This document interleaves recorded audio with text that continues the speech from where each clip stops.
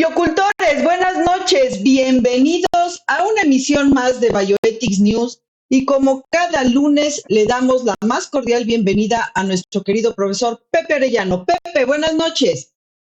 Muy buenas noches a todas, a todos. Un placer nuevamente en esta nueva emisión de Bioethics News, porque las noticias en bioética, doctora Netza, siempre tienen que ser reflexionadas. Así es, mi querido Pepe, y ya la sindemia nos enseñó que la reflexión debe ser constante y frecuente.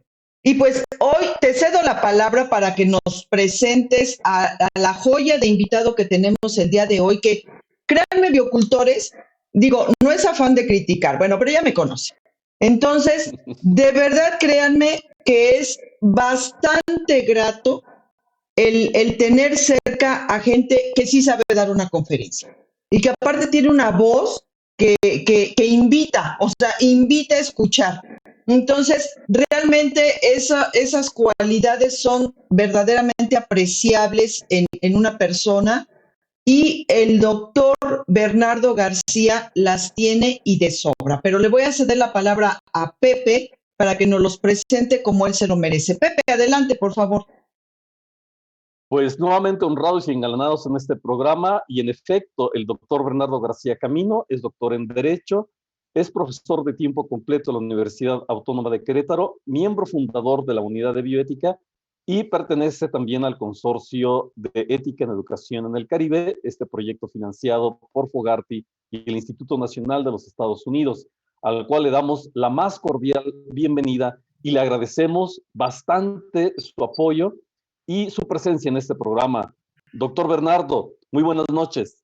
Muy buenas noches, muchas gracias, doctora Netza, doctor Arellano, muchas gracias por la invitación. Saludo cordialmente a toda la audiencia de Bioethics News y para mí es un honor, realmente el honrado soy yo por su invitación. Muchas gracias por la invitación. Muy bien, pues el doctor García nos está visitando el día de hoy para hablar de un libro que a mí me parece más que oportuno, no solo por los tiempos que estamos viviendo, sino por el ahora y el siempre, la ética de cuidados paliativos. Y cuidados paliativos realmente es un instrumento, una herramienta que hoy por hoy su necesidad es indiscutible, pero también la necesidad de sociabilizar esta noción, de sociabilizar la cuestión de la norma oficial de cuidados paliativos y que todos los médicos a todos los niveles, la institución sanitaria en pleno, la sociedad en pleno, tenga un amplio conocimiento de esta herramienta porque, pues digo, yo creo que la sindemia nos dejó muchas lecciones al respecto, pero el propio proceso histórico de aprender a dignificar la muerte nos está llevando a esta cuestión de saber, de desarrollar instrumentos que nos permitan hacerlo de la mejor forma posible. Entonces, la ética de cuidados paliativos. Doctor García, ¿qué nos puede decir al respecto? ¿Cómo surgió esta obra? ¿Quiénes colaboran? ¿Cuál es el objetivo? Bien, esto inicia por parte del doctor Robert Hall, que es nuestro gurú aquí en Querétaro, en la unidad de bioética, y después también con su servidor y con el doctor Eugenio Miranda. Es decir, tenemos un sociólogo, un abogado y un médico compartiendo y colaborando juntos en la realización de esta obra. Y en efecto, el problema inicial es que nos encontramos todo un ámbito de desconocimiento, tanto de la sociedad en general como también de los propios médicos respecto de qué son y para qué sirven los cuidados paliativos. Nos encontramos en un primer momento, y esto es una encuesta que hace el doctor Hall junto con algunos alumnos de la maestría en ética aplicada. Encuestan y entrevistan a ciertos médicos, es una muestra por conveniencia, y entonces hace planteamientos y le dice qué es ético, qué es legal. Y nos encontramos que los médicos muchas veces tienen claro que deberían de hacer éticamente, pero no están tan seguros de qué deberían de hacer legalmente. Y esto coloca a los propios médicos en una situación de incertidumbre. Es decir, un médico, y por eso los abogados no les caemos bien, se siente en todo momento amenazado por las demandas o ellos mismos mencionan que practican una medicina defensiva. Y entonces empezamos con toda una serie de problemas que tienen que ver desde los consentimientos informados, qué va a implicar y todo lo demás. Posteriormente pasamos a otro evento que es encontrarnos que la sociedad en general no tiene claro qué son los cuidados paliativos. Cada vez que mencionas socialmente cuidados paliativos, de inmediato las personas confunden con eutanasia y son figuras completamente diferentes. Confunden con esta idea de, te van a matar. Y entonces empezamos con un concepto también muy equivocado y que socialmente al estar confundido, pareciera que las personas no aceptan.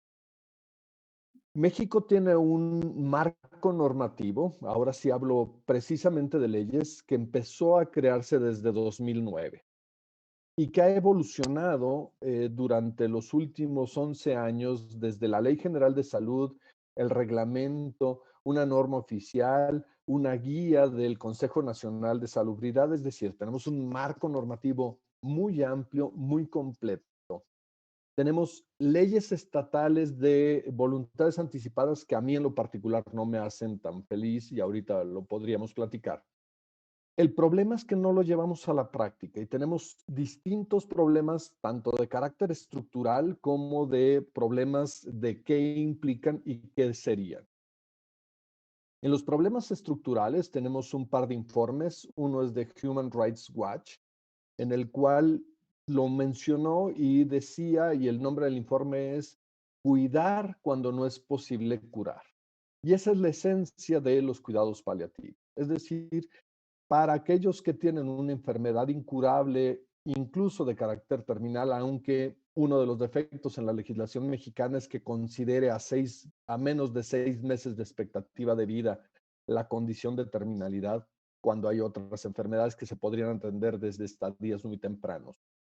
Se permita que ese paciente proceda, toda vez que no es curable, a la atención de muchos aspectos, es decir, desde los síntomas. Mucha gente lo asocia con dolor, pero también pueden ser otro tipo de cosas, como puede ser náuseas, mareos, molestias, falta de apetito, falta de sueño, ansiedad. Además de estos, atención de la sintomatología, digamos, física, también una atención social y una atención incluso que puede ser extensiva a la familia, e incluso la propia ley federal considera, la Ley General de Salud, el apoyo espiritual. Es decir, todas las dimensiones que integrarían la identidad de una persona, según lo que dijo la UNESCO en la Declaración Universal de Bioética y Derechos Humanos, que vendrían a ser atendidas a través de estos cuidados paliativos. El otro informe al que me quería referir es de Lancet Commission, quien a nivel mundial cada año evalúa cómo van los cuidados paliativos a nivel mundial. En esos informes se considera que México ha avanzado porque ha avanzado su legislación. Sin embargo, nuestro problema principal detectado es la práctica. Nosotros consideramos que, y es parte de ambos informes, nuestra infraestructura está limitada, por ejemplo, a las capitales de los estados. Ahí es donde tenemos atención, ahí es donde tenemos médicos que están habilitados para recetar el tipo de fármacos opiáceos que tienen un control especial. Ahí es donde hay farmacias, pero no se hace extensivo al resto de las entidades federativas. Es decir, parecería que en el propio Querétaro, que es uno de los estados más pequeños, si salimos de la zona conurbada de la ciudad de Querétaro, se nos acabaría la oportunidad de atender a las personas que, dentro de esta condición de vulnerabilidad muy específica, deberían de ser atendidos con un cuidado muy especial. Así más o menos empezamos con el libro. Muy bien. No, pues de entrada, Pepe, si quieres hacer un comentario, porque el doctor ya puso los dedos en varias llagas y ya sabes que cuando alguien pone el dedo en la llaga, yo aquí me incendio como antorcha revolucionaria, entonces me voy a desatar, pero porque tocó varios temas capitales, cruciales. Entonces, te cedo la palabra para si quieres hacer un comentario, porque ahorita aquí me voy a arrancar yo. Y arranquémonos, porque justamente la primera problemática que plantea el doctor Bernardo García es el desconocimiento y aquí faltó decir algo muy importante. Yo tuve acceso a ese estudio, lo conozco, lo estuve revisando, y no solamente es desconocimiento sobre lo que es legal, sino también sobre lo que es moral, sobre lo que es ético. Es decir, esta doble navaja o esta pequeña línea entre lo que es legal y lo que es moral, existen también confusiones.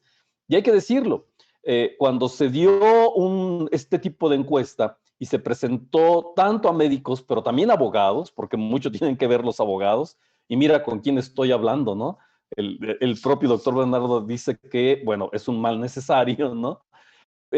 Había división de opiniones, es decir, se les presentaba un caso en específico, se les preguntaba si cierto tipo de práctica era legal y para sorpresa, tanto médicos como abogados, las respuestas estaban divididas. Es decir, no había un consenso sobre si algo era ético o sobre si algo era legal. Había mucha confusión, no solamente entre los médicos, sino también entre los abogados, ¿no? Por ahí también incluso salió la tesis sobre si había la cuestión de la conspiración del silencio, ¿no? Es decir, mejor no hablo, mejor no digo, porque existe una línea delgada entre una práctica muy, ¿cómo decirlo? Con muchos prejuicios, como es la cuestión de la eutanasia, ¿no? Entonces, como que había toda esta confusión, y bueno, creo que allí es justamente el detonador que hace que aparezca justamente este libro sobre ética de cuidados paliativos. No sé, doctor Bernardo, si nos pudiera ampliar sobre este ejemplo que estoy comentando. Claro, y esto tiene que ver con otra de las cuestiones estructurales, y yo ahí voy a aprovechar la mención de los dedos en la llaga. Yo también lo apego a nuestro esquema de justicia. Es decir, tenemos detectado, y esto fue un informe del CIDE llamado Justicia Cotidiana, que nuestra justicia es lejana, costosa y tardada. Y entonces, por desgracia, y ahí sí a mí me gustaría como abogado, y seguiría uno de los libros de Atienza que habla de juridificar la bioética, a mí me encantaría tener una serie de elementos de respaldo a través de sentencias y de jurisprudencias que más que perjudicar a los médicos les dieran un respaldo y un camino fácil para actuar. Obviamente, cada vez que estamos hablando de ética, estamos hablando de dilemas. Si lo tuviéramos resuelto, no tendríamos por qué discutir. Y eso es para mí una parte fundamental. Hablamos de la resolución o de la solución de problemas y la atención de problemas. Y ahí en este momento, el meollo del asunto es cuando un médico no sabe si lo que va a hacer, tiene claro que puede ser ético, pero ¿qué tal si al rato lo demandan? Y entonces el médico empieza a sentirse de alguna forma sin este respaldo. Y entonces el libro también tiene mucho por esta idea de darle un sistema de respaldo a los médicos, de cómo operar mejor, de cómo actuar mejor, con una mayor confianza y que esto les pueda servir para la práctica. Fíjense qué efecto, es decir, se va a ver beneficiada la población usuaria de los cuidados paliativos, pero también se va a ver beneficiado los médicos en cuanto a que lo que hagan va a tener este soporte o este respaldo. Y por eso para nosotros es muy importante que se haga de esta forma.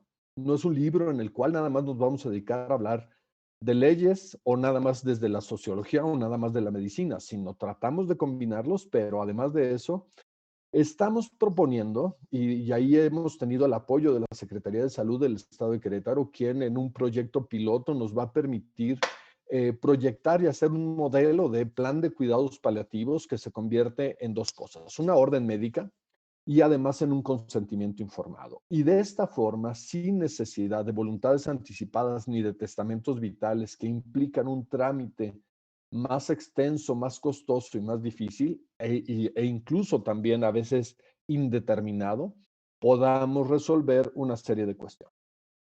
Cuando hablo de los testamentos, de las voluntades anticipadas o testamentos vitales, y los critico, es porque si bien eh, pareciera que son muy útiles, la realidad es que hacen una declaratoria a futuro indeterminada. lo único que contienen es la mención renuncio a un tratamiento fútil. Pero la futilidad se determina dependiendo de las condiciones, paciente a paciente, momento a momento. Lo que puede ser fútil para mí en mi enfermedad puede ser necesario para otro y no fútil.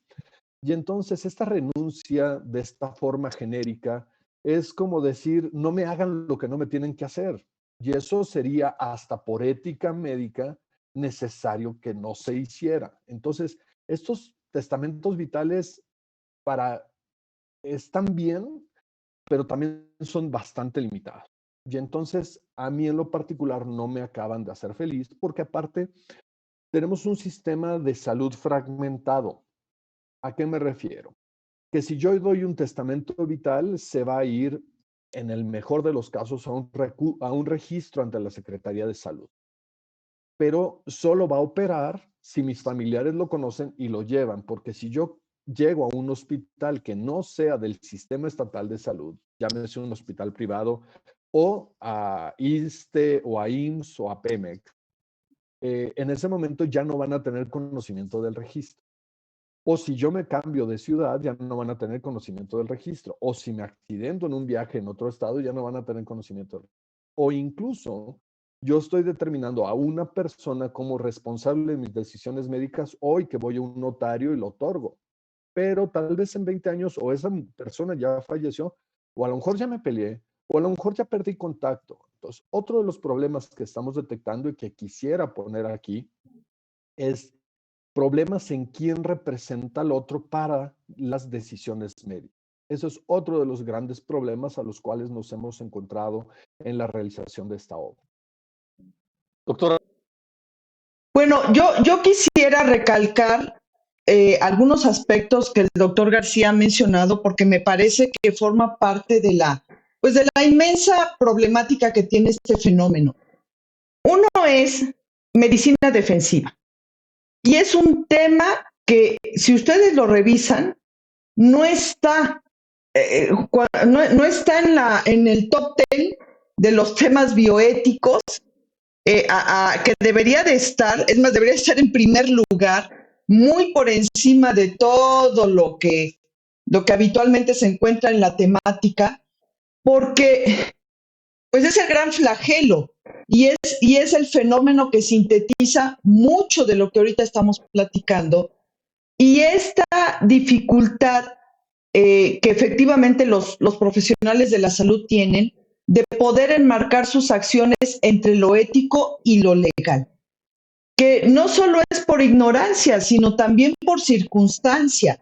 O sea, la misma institución obliga, y digo, yo soy todavía médico operativo, un cuarto de mí todavía es operativo. Entonces, muchas veces la misma institución obliga a la negligencia, obliga al abandono, obliga a ponerse en una línea donde a todas luces estamos ya en un plano de transgresión legal o en un plano de transgresión ética, y que para los que medio le sabemos a esto de la bioética, nos pone en jaque porque dices, o sea, estoy atendiendo al paciente a todas luces transgrediendo lo que no se debe de transgredir. Claro, cuando el médico ignora estas cosas, pues simplemente se va con la inercia institucional, pero sin saber que efectivamente se está poniendo en un riesgo legal grave que cuando lo demandan, pues lo descubren.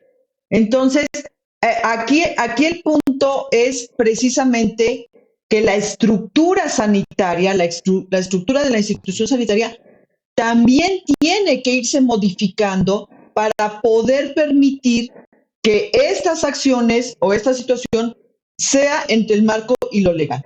Por ponerles un ejemplo, biocultores, que es muy cotidiano para ustedes, la famosísima alta por máximo beneficio, que es hasta como uso y costumbre en las instituciones.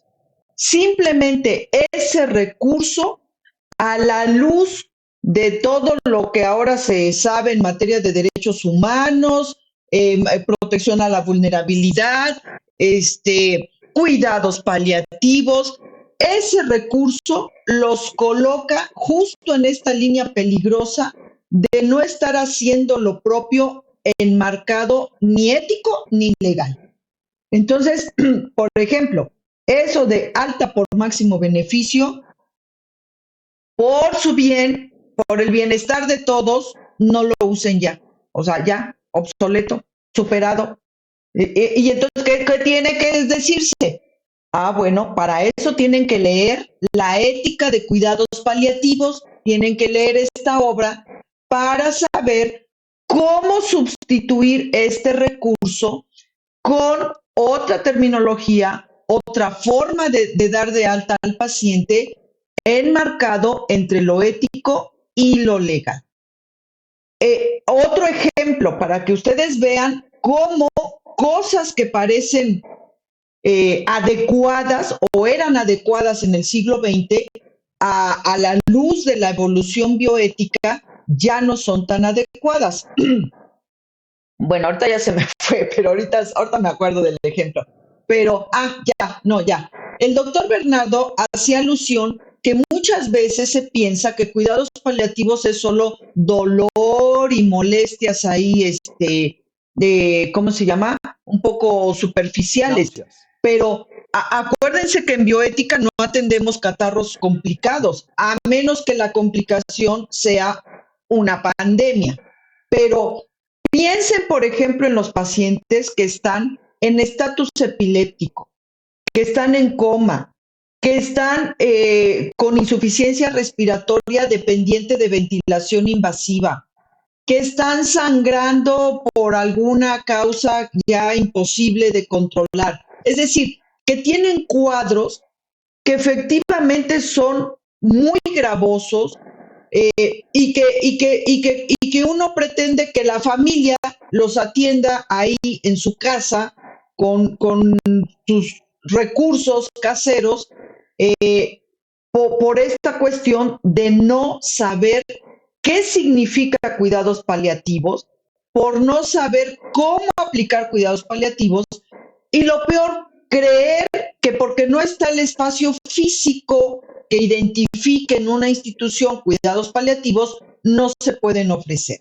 Entonces, cuidados paliativos biocultores en realidad es el artífice para lograr este cambio de paradigma tan mencionado en bioética, pero que de pronto parece como discurso edulcorante, porque no se entiende que cambio de paradigma en realidad significa pensar, hablar y hacer las cosas diferentes. Y que eso es de uno a uno. O sea, no es así como que una iluminación divina global y todos vamos a funcionar diferente, sino es irnos educando uno a uno para final, en el plano más pragmático, efectivamente hacer las cosas diferente. Y otro punto, otra llaga que tocó ahí el doctor, es efectivamente los abogados.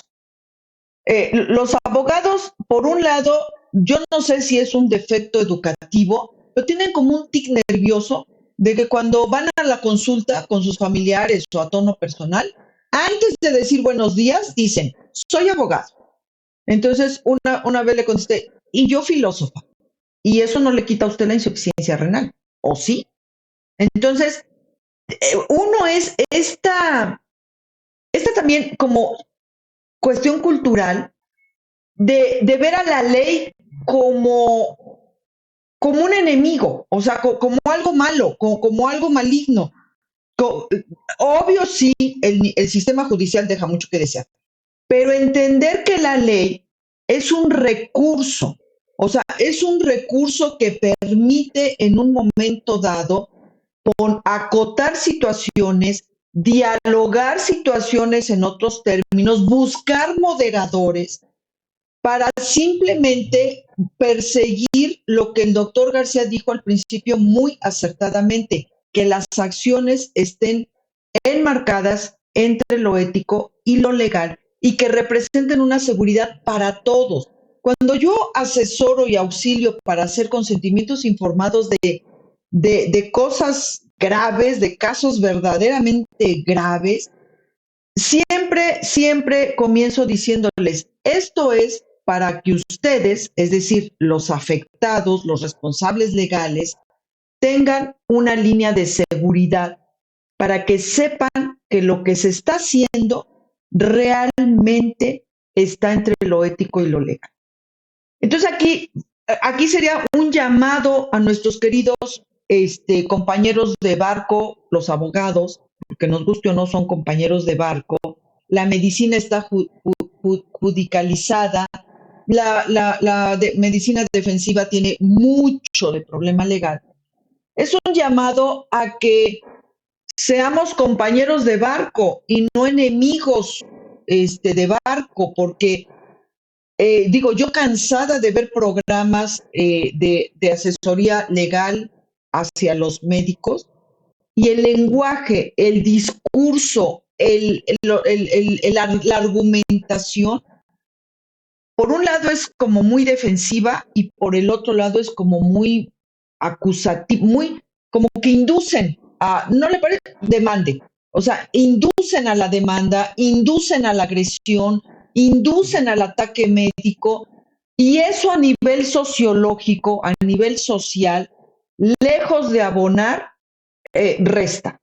Y simplemente nos pone en una práctica o en una situación médica donde efectivamente lo único que estamos haciendo, tanto los unos como los otros, es regar, abonar la medicina defensiva, que es el peor modelo médico que podemos estar construyendo. De ahí que enfatizo, y ya también estamos próximos ahí a sacar un paper con respecto a medicina defensiva, porque en mi opinión es ese tema, el tema de medicina defensiva, es el gran ausente en la temática bioética. Pero me alegra mucho que el doctor de alguna forma aquí lo sacó, pero luego ya puso varios dedos en varias llagas, porque incluso en la estructura institucional no existe la instancia que atienda al médico como médico. Es decir, si el médico tiene un problema como médico en su ejercicio profesional, no hay una instancia. Yo a mis alumnos les pongo una diapositiva donde les digo, no puede, ni derechos humanos, ni la CONAMED, ni la CESAMED, los únicos que te van a hacer caso es tu mamá. Y eso si la tienes de buena. Si está enojada contigo, ni ella. O sea, el Ministerio Público te atiende como agente civil, no como médico. Y la problemática es diferente. O sea, no es lo mismo ir como un agente civil, mi jefe me está discriminando, lo que sea, a como médico tengo este problema y este problema y este problema. O sea, en mi ejercicio profesional no existe esa instancia. La CONAMED lleva 8 años diciendo que ya la va a poner y que ya la va a poner y que ya van a poner el portal que atienda a los médicos, y la realidad es que no terminan de ponerlo. Y entonces el gremio médico está ejerciendo la profesión con un gran desconocimiento de cuestiones legales, con un gran desconocimiento de cuestiones éticas, pero también con una gran vulnerabilidad al no tener la instancia institucional que los atienda como médicos, o sea, médicos como médicos, profesionales de la salud como profesionales de la salud. Y los sindicatos, pues digo, ya mejor nos ahorramos hablar de eso. Entonces, creo que este libro, La ética de cuidados paliativos, nos permite, o sea, a mí me alegra mucho lo que estoy escuchando, porque Biocultores se vuelve una lectura indispensable, porque la parte más acuciante para cualquier persona es el final de su vida. Y desgraciadamente, en la primera generación de bioética en este país, cometimos el error, bueno, nosotros no por cronología, pero en general cometimos el error de copiar-pegar.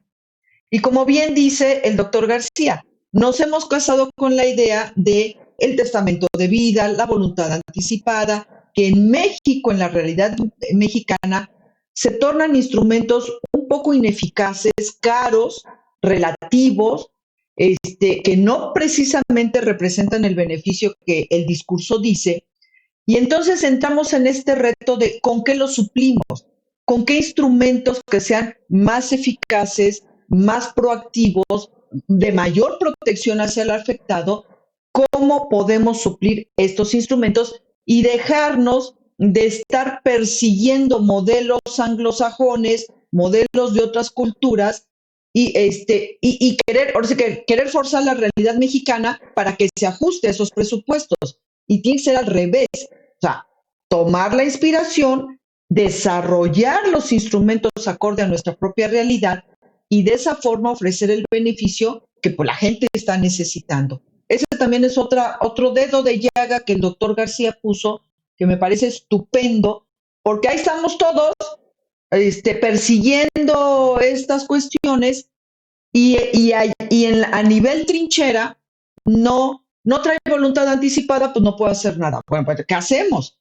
Hay estados que ni siquiera tienen ley de voluntad anticipada, Puebla para empezar. Entonces, Querétaro. pero la gente está muriendo y la gente está necesitando expresar qué quiere y qué no quiere en su fase terminal o en su fase agónica. Claro. Y el punto aquí no es si muere o no muere, la cuestión es la cuestión de evitar el sufrimiento. Las personas están sufriendo por no tener una claridad ni legal ni ética y bueno, lamentablemente a veces ni clínica. O sea, a esto le sumamos todo el rezago cultural que tenemos como país y esa idea falsa de la muerte o esa idea falsa de entre si lo ético y lo legal es inconciliable o no, pues bueno, aquí nos mete justamente serios problemas. Doctor Bernardo, una pregunta. ¿Existiría entonces la propuesta de este libro, o a su parecer, una forma de conciliar lo clínico, lo ético, lo legal? O como dice la doctora Netza, de entrada el abogado dice demanda. Miren, mucha de la intención del libro es no más leyes. Apliquemos, usemos las que tenemos, porque tenemos un marco normativo completo que sabiéndolo utilizar estamos del otro lado. Es decir, no nos hacen falta más leyes de voluntad anticipada en los estados. Lo único que tenemos que hacer es convertir lo que tenemos en papel en una realidad aplicada. Así de ese tamaño es lo que estamos nosotros proponiendo. Una segunda parte del libro, después de esta encuesta del desconocimiento, veíamos los problemas estructurales de por qué a veces no se cumplen las leyes en México y entonces lo que nosotros proponíamos era cómo hacerle para que institucionalmente se cumplieran las leyes porque de esta forma respaldamos médicos, respaldamos también a la sociedad y lo convertimos en una realidad. La doctora Netza lo manejó muy bien en cuanto a la medicina defensiva y para mí no hay mejor elemento de medicina que le quisieran llamar defensiva que un muy buen consentimiento informado, con un muy buen proceso y que esté integrado en el expediente clínico, que es una obligación. Y entonces, con esas dos cosas, siendo que la medicina no es una ciencia exacta, con esos dos elementos podemos soportar a cualquier abogado o cualquier amenaza de abogado. Pero si yo como médico, por cuestiones institucionales, por cuestiones de todo lo demás que me ha orillado, no tengo cubiertos esos dos elementos muy bien hechos, entonces, aunque no esté en riesgo porque mi práctica fue buena, sí me van a estar molestando los abogados y el problema es que me van a estar molestando 3 o 4 años junto con, además de la incertidumbre, con todo lo que me implica tener que pagar para defenderme y además mi nombre estar sujeto a un procedimiento o esta mala fama pública para un después usted disculpe.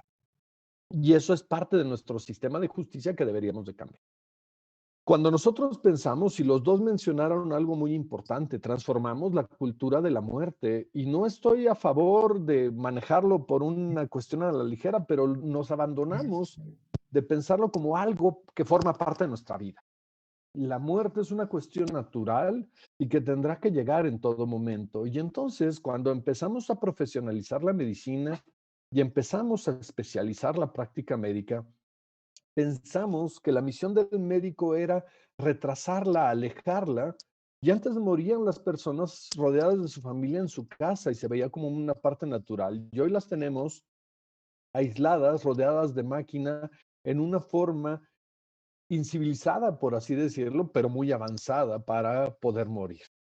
Hablamos de una vulnerabilidad especial de las personas. Si las personas se sintieran atendidas en estos momentos especiales al término de su vida, yo creo que no hay mejor agradecimiento que pudieran tener los deudos de saberse preparados, acompañados y poderlo llevar.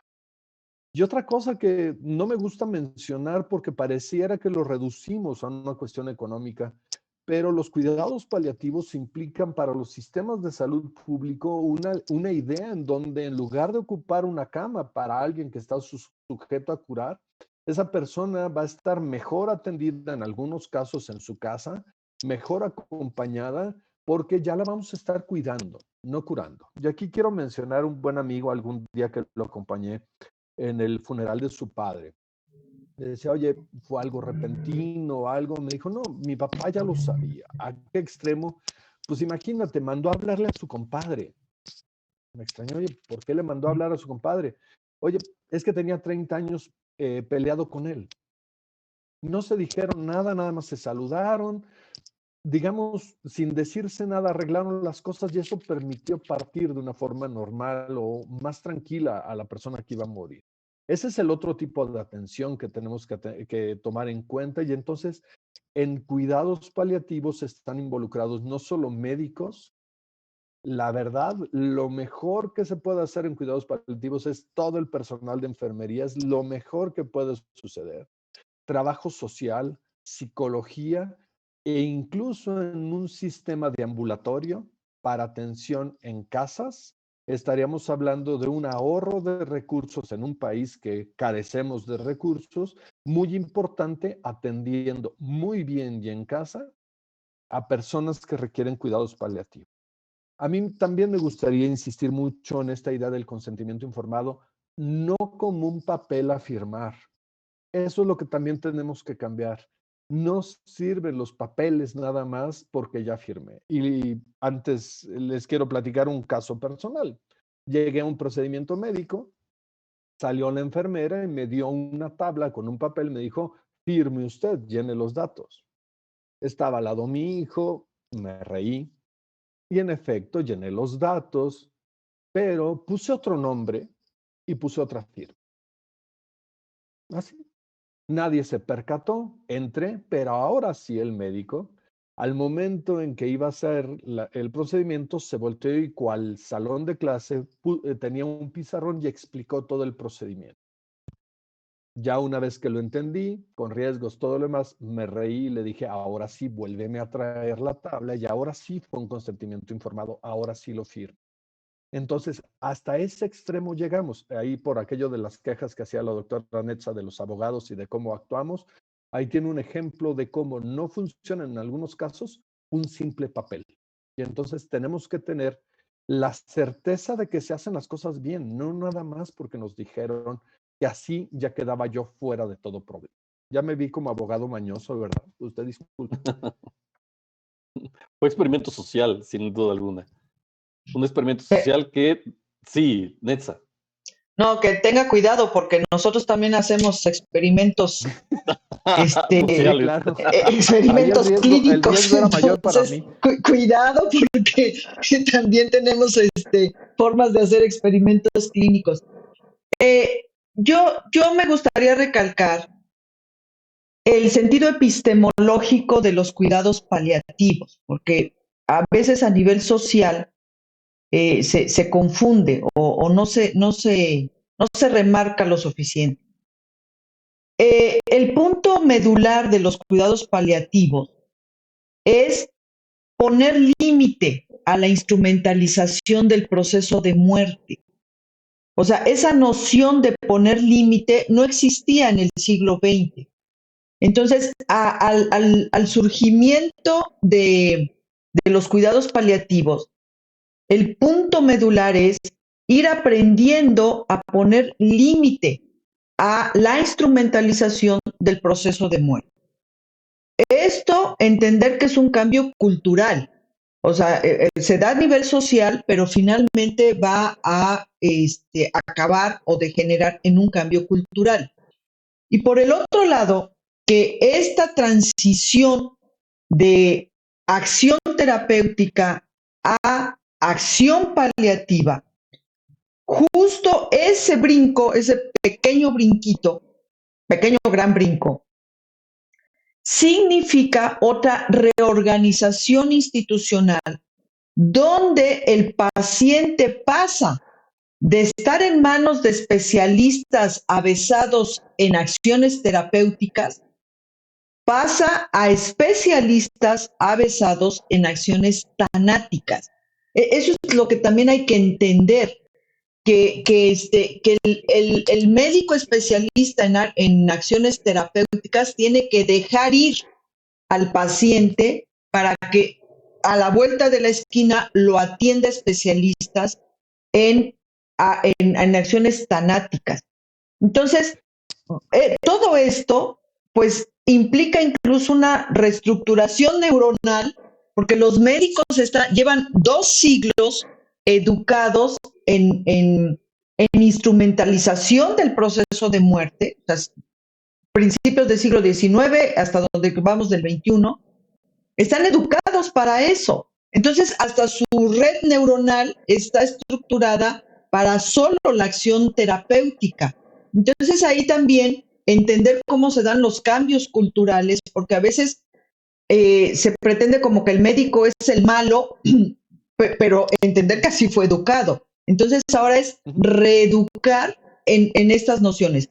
Y por el otro lado, algo que también me gustaría enfatizar mucho es el estatus del concepto de cuidados paliativos, porque a veces se ve como algo menor en comparación a eutanasia, a todas estas temas, suicidio médicamente asistido, a la legalización de la eutanasia, porque de pronto se cree que muerte digna solo se logra con eutanasia o con suicidio médicamente asistido o con toda esta cultura otra vez anglosajona europea de ellos estar abrevando exclusivamente a eutanasia, y es el tema posicionado.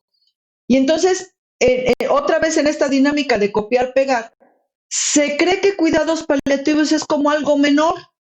Y no, señores, o sea, y señoras, y señoritas, y biocultores, y lo que quieran. Cuidados paliativos engloba incluso a todos los demás instrumentos que se han desarrollado, eutanasia y suicidio médicamente asistido y suicidio no médicamente asistido y sedación terminal y etcétera, etcétera, son solo herramientas que se están construyendo o se han construido para propiciar precisamente este proceso de muerte no cruento. Yo no diría exento de sufrimiento porque el sufrimiento es inevitable, pero sí sin dolor, y sin una situación agobiante, como por ejemplo que te estés ahogando, o que estés vomitando sangre, o que estés convulsionando, o que estés en un estatus epiléptico, etcétera, etcétera, etcétera. Uh-huh. Entonces, cuidados paliativos está aquí. Y abajito está todos los demás procesos o herramientas ético-legales que se están construyendo para simplemente es el cómo finalmente vas a morir, ya sea por eutanasia, ya sea por sedación terminal, ya sea por suicidio médicamente asistido, ya sea por suicidio no médicamente asistido o lo que inventen posteriormente. Pero antes de llegar a eso, ya antes se inició un proceso de cuidados paliativos, en el sentido de que cuidados paliativos es el punto, el momento en que le pones límite a la acción terapéutica. Entonces, hay que entender esta noción epistemológica de cuidados paliativos, porque de pronto el discurso lo ve así hasta con cierto menosprecio cuando lo comparan o lo ponen en el plató donde, es más, si pusiéramos un foro y ponemos eutanasia o suicidio médicamente asistido, ¡pum! O sea, auditorio lleno. Y después ponemos cuidados paliativos, ¡pum! El auditorio se medio vacía. Y no, o sea, cuidados paliativos es justo la puerta que permite entrar o accesar a estas otras herramientas ético-legales para simplemente definir la forma en que el paciente muere, que puede ser también por historia natural de la enfermedad. O sea, que simplemente la enfermedad siga su curso. No es necesario que se acuda ni a sedación terminal, ni a eutanasia, ni a suicidio médicamente asistido o no médicamente asistido. Simplemente evolución natural de la enfermedad bajo cuidados paliativos.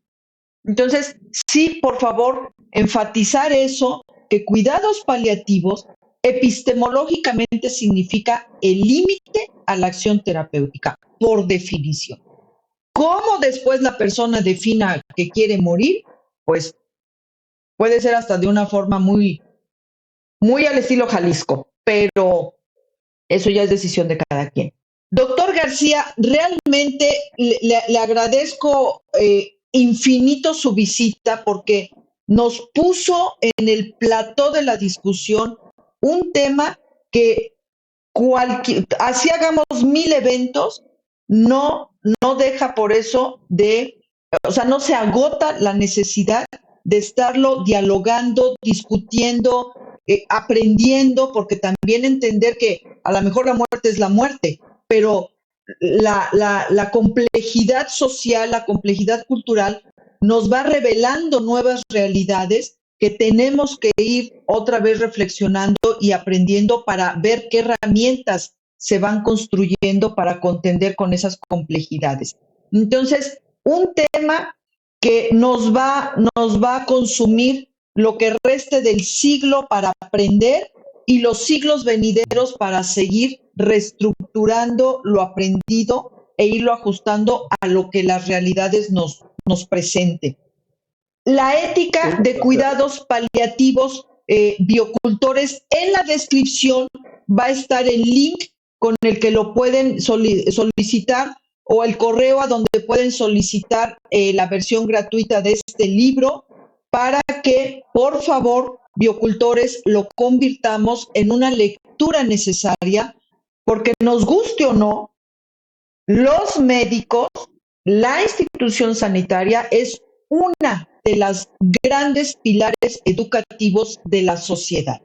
Entonces, la mejor forma de educar a la sociedad, pues es también estar informados nosotros y aprender para después simplemente extender el conocimiento a el ciudadano de la calle. Entonces, la ética de cuidados paliativos disponible para todos ustedes en forma gratuita, biocultores. Y doctor García, un último comentario, si gusta usted, por favor. Muchas gracias. Insistir, y qué bueno que usted lo mencionó y que lo remarcó mucho.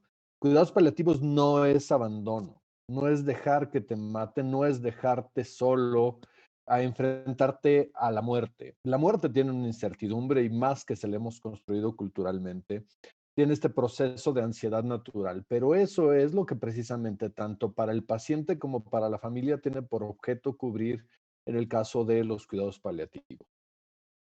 Muchas veces esta incertidumbre y esta ansiedad, cuando son adecuadamente atendidas, igual que el resto de los síntomas, los pacientes están mejor, duran más y están sintiendo todo naturaleza que no los aleja de la muerte, no es la intención simplemente, sino que se dé en este proceso o desarrollo natural de la enfermedad. Hay mucho de qué platicar, hay mucho que hacer. Les agradezco el que pongan a disposición de todo su auditorio el libro para que lo puedan descargar en versión gratuita. Esta es una versión preliminar. Estamos ya en la revisión editorial con la Comisión Nacional de Bioética México, quien nos va a publicar, y que también lo hacemos de forma gratuita y que lo vamos a dejar de forma gratuita porque nos interesa que se instrumenten, que se puedan aplicar de la mejor forma posible a nivel nacional los cuidados paliativos en México, convertirlos en una realidad, no solo desde el papel que está en la ley, sino en la práctica cotidiana para todos los mexicanos. Doctor Bernardo, un placer y un privilegio saber que está con nosotros y felicidades por esta obra que se encuentra allí disponible en unidadbioética.com y también nuestro agradecimiento. No pudo estar el día de hoy el doctor Robert Hall y el doctor Eugenio, pero ojalá que próximamente nos vuelva a visitar a su canal de Bioethics News. Doctora Nessa, nos despedimos. No, no todavía, Pepe, no me corras.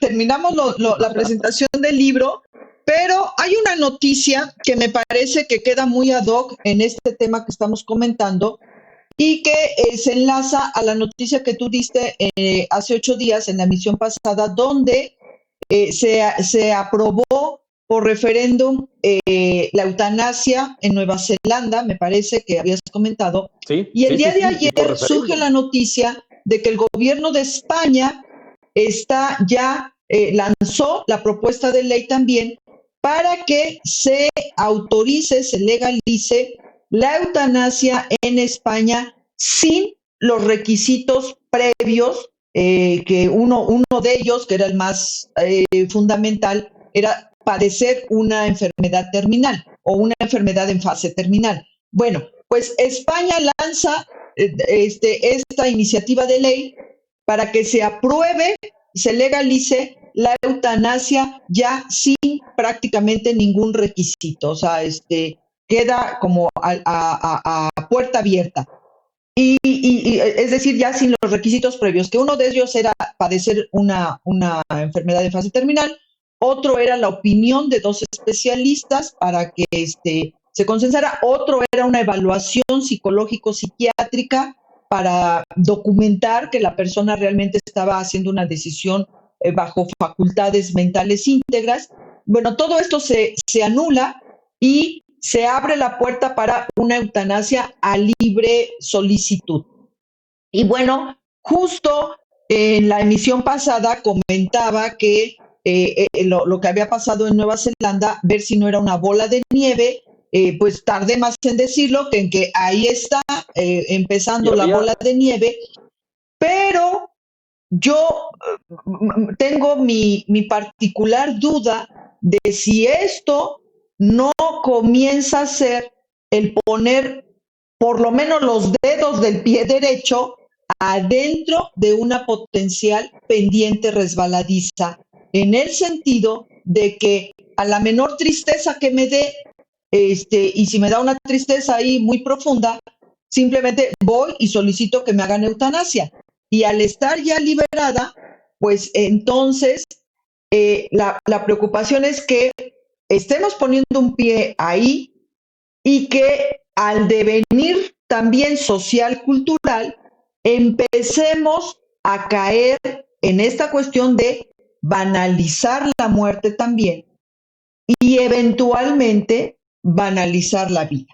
Y que a la menor tristeza, ¿no? ¡Pum!, háganme eutanasia porque pues ya nada lo impide. Entonces, habría que ver, habría que analizar, sobre todo porque hay una gran diferencia entre la forma en que se procede en Nueva Zelanda y la forma que se hace en España. En Nueva Zelanda es una cuestión de referéndum donde a toda la población se le pide opinión, y parece ser que en España es una cuestión de carácter político. Y claro, el problema de la bola de nieve que se puede aproximar es el típico y el argumento más utilizado por la gente de ideología conservadora, justamente para detener, ¿no? Es decir, comienzan aduciendo a que pues ya todo el mundo lo van a terminar matando, ¿no? Quiera o no lo quiera, incluso bajo esos términos. Habría que ser y estar al pendiente de esta nota que nos das, doctora Nessa, justamente para poder ver con precisión qué es lo que está sucediendo en España. Y bueno, nuestro país sigue ese tema siendo un tema tabú, ¿no? Sí, pues en este momento está como iniciativa de ley. Efectivamente, el pensamiento conservador es el que más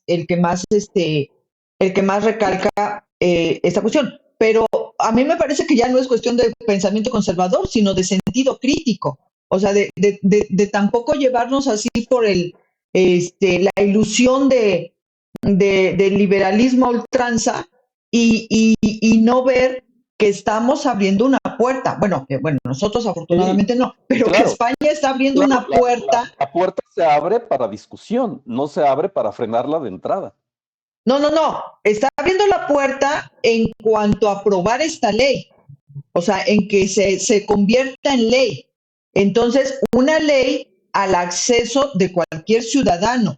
Ahora, que de ahí a que la gente vaya en tropel a solicitar eutanasia, obvio no.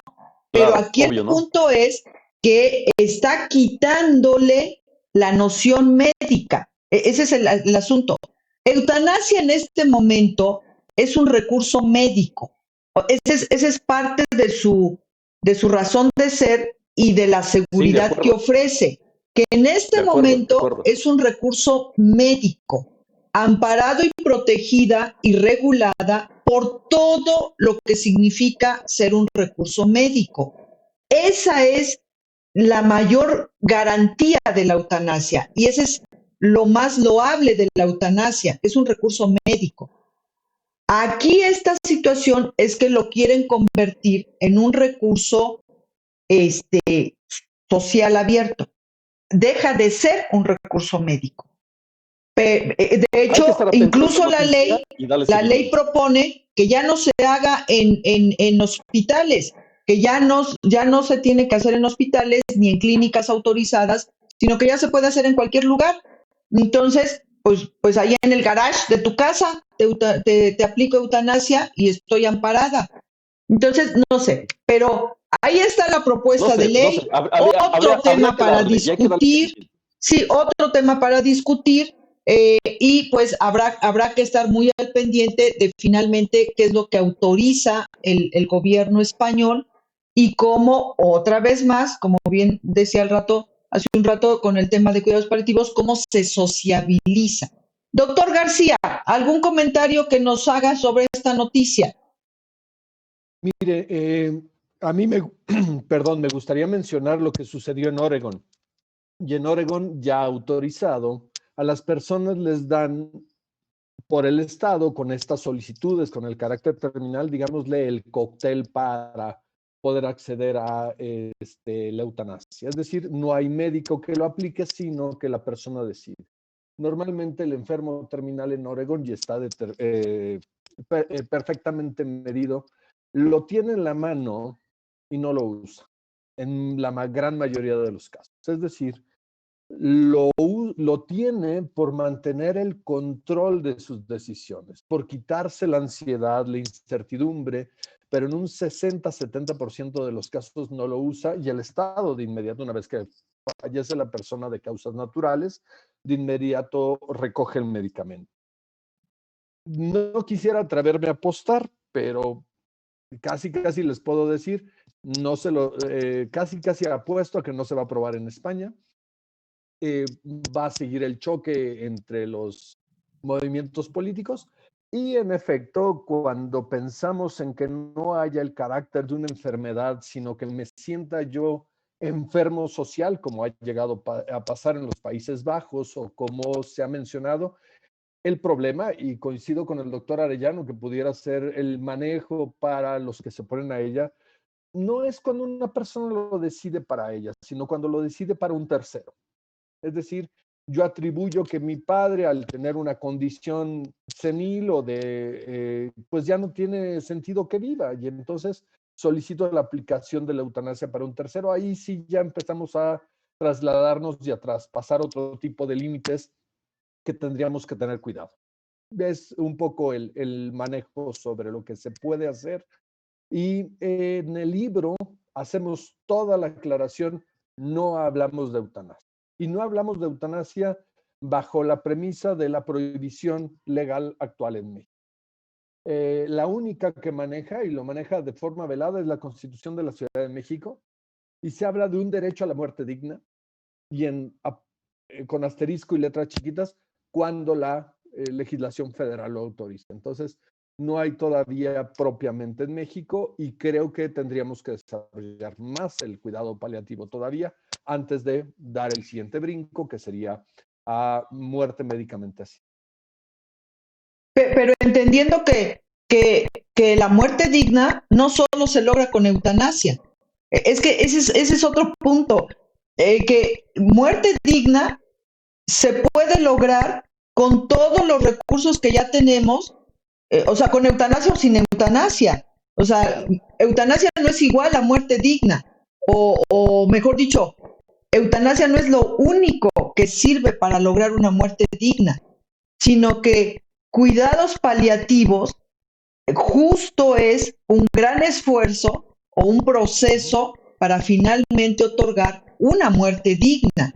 Entonces, Así es. porque a veces ese es el punto donde se piensa que solo eutanasia es la única capaz de ofrecer una muerte digna. Y no, eutanasia es un instrumento más para poder ofrecer una muerte digna. Y cuidados paliativos es justo su objetivo ontológico más fuerte, es justo ofrecer una muerte digna. Entonces, si ya y de hecho la legislación de la Ciudad de México lo dice muy bien, es el derecho a una muerte digna. Ahora, ¿cómo lo hagamos para lograrlo? Bueno, pues ahí es donde entran ya las posibilidades y restricciones legales que tenemos en este país en este momento. Que en realidad pues, solo faltaría eutanasia y suicidio médicamente asistido, porque todas las demás ya están. O sea, todas las demás ya están avaladas y entonces pues tampoco es así como que no tengamos con qué ofrecer una muerte digna. Eso ya está. No me quedó claro lo de Oregon, porque el comentario que hacía usted de Oregon me sonaba más a suicidio no médicamente asistido. No, Es decir, la persona tiene el medicamento. Pero de alguna forma es un médico es el que hace el diseño del qué es lo que se va a tomar de manera previa. No, pero aparte se otorga por parte del Estado y es el medicamento para terminar la vida. Pero la persona se lo va a administrar sola en su casa. Es que eso es suicidio médicamente asistido, eso no es eutanasia. Ese es suicidio médicamente asistido. Si el médico es el que dice que se va a tomar, se le da al paciente y el paciente es el que se lo administra. Ese es un suicidio médicamente asistido. Bueno, en Estados Unidos lo dejaron y le quitaron la terminología para dejarlo en una sola como muerte médicamente asistida en cualquiera de las variables, para quitarse de cuestiones terminológicas, sí, semánticas. Y entonces ahí lo que hacen es generar este control de las personas, el saber que cuando de a de veras ya no aguante, lo puede tomar. Y la mayoría de las veces no lo toma. Es decir, para muchos el cuidado paliativo se convierte en la respuesta para la no llegada al extremo de la eutanasia. Sí. Todo un tema, sin lugar a dudas. Sí, no, y yo insisto, en la medida en que aprendamos cuidados paliativos en toda su extensión y en toda su profundidad, vamos a poder transformar el sistema sanitario para simplemente otorgar a las personas una posibilidad de una muerte digna, no instrumentada, no cruenta, una agonía no prolongada, y que simplemente quede el sufrimiento moral que siempre va a estar por perder a un ser querido. O sea, creo que ese tiene que ser el objetivo a final de cuentas. Y las transformaciones tienen que ser de superficie y de fondo para que en las instituciones sanitarias esto se pueda dar de forma fluida, sin tanto problema, pues. Doctor García, como siempre, para mí un placer escucharlo. Yo ya lo he escuchado en varias de sus conferencias y siempre un placer escucharlo. Y ahora un gozo más el tenerlo aquí en casa. Esperemos que no sea la primera ni la última vez. Ya que esté en versión impresa el libro, por favor, háganoslo saber, porque hay biocultores que los que somos de Madonna para atrás, como que gozamos más la obra en impreso. Entonces, cuando ya esté, por favor, háganoslo saber para que los biocultores, iniciando por su servidora, podamos abrevarnos de la obra impresa, que siempre como que ofrece otro gozo, como otro placer extra. Bien, pues biocultores, ahí está la ética del cuidado paliativo. En la descripción está el correo donde pueden solicitar la obra, en este momento en su versión digital, totalmente gratuita, y en un futuro inmediato en versión impresa. Les estaremos comunicando cuando ya esté listo para quien también desea adquirirlo. Perfecto, nos despedimos, doctor García. Buenas noches. Muy buenas noches y muchas gracias, además de qué bueno que difunden toda esta cultura bioética. Es algo indispensable para este país. Muchas felicidades y muchas gracias por la invitación. Muchísimas gracias. Pepe, buenas noches, nos despedimos. Ahora sí nos despedimos, doctora Netza, sin correr a nadie, porque las noticias en bioética merecen ser reflexionadas.